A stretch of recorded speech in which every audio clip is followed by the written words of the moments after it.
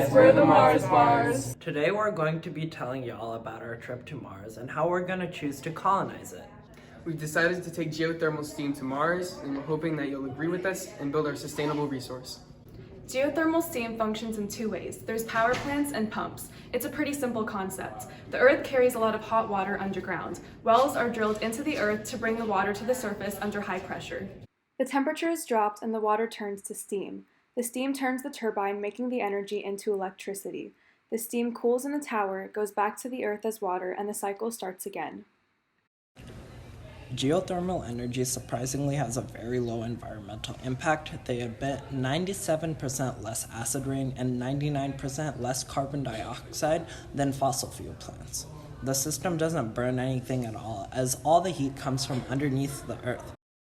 Although the water may become contaminated with higher levels of sulfur, most plants solve this by using a closed-loop system in which the water which is used is pumped directly back into the ground. A geothermal steam plant does not directly emit sulfur dioxides, but it does emit hydrogen sulfide, which is released as a gas into the atmosphere and eventually turns into sulfur dioxide and sulfuric acid.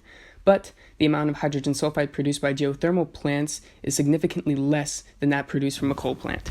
One case study comparing the coal and geothermal power plant revealed that a coal plant updated with scrubbers and other emission control technologies emitted 24 times more carbon dioxide, 10,837 times more sulfur dioxide, and 3,865 times more nitrous oxides per megawatt hour than a geothermal steam plant.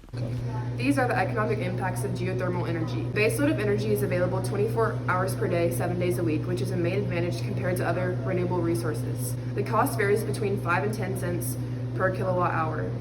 It has a high initial investment cost per facilities, but once the resource is proven, the cost is low and tends to not escalate in price. Geothermal heat pumps are the most efficient. A high efficiency furnace or central system achieves around 90 to 98% efficiency of fuel or energy consumption, making it worth the initial cost long term. The basic startup fee for geothermal heat pumps are up to $20,000 for equipment and extraction costs, which makes it worth the cost.